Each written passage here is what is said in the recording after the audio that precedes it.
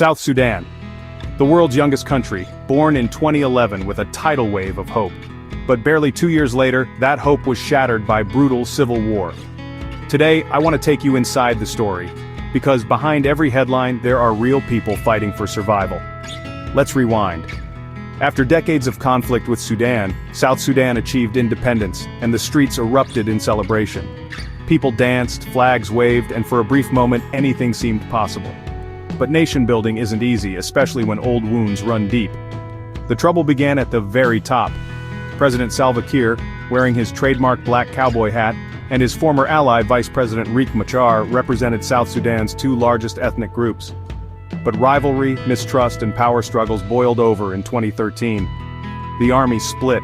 Violence erupted in the capital, Juba, and spread like wildfire. What followed was devastating. Communities that once lived side by side were torn apart. Neighbors became enemies. Families fled their homes, desperately seeking safety.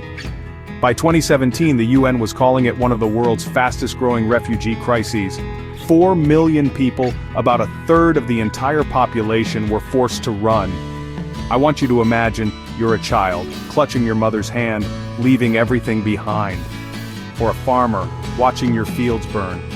The war wasn't just about politics. It was about survival. It was about hunger, because crops couldn't grow in a war zone. It was about fear, because no place was truly safe. But through all this, there were glimmers of hope. Local peace deals, brave aid workers, families helping each other even after losing everything. In 2018, a shaky peace agreement was signed. Guns fell silent in some areas, but trust is slow to return. South Sudan's story isn't just about conflict, it's about resilience. It's about a nation still struggling to define itself, to heal, to build a future. The war has scarred generations, but it has not broken their spirit. So next time you see South Sudan in the news, don't just see a conflict. See the people, dreaming, surviving, hoping. Because every young nation faces challenges. But few have endured so much so soon. If you want to dig deeper into history's untold stories, make sure to subscribe. Thanks for watching.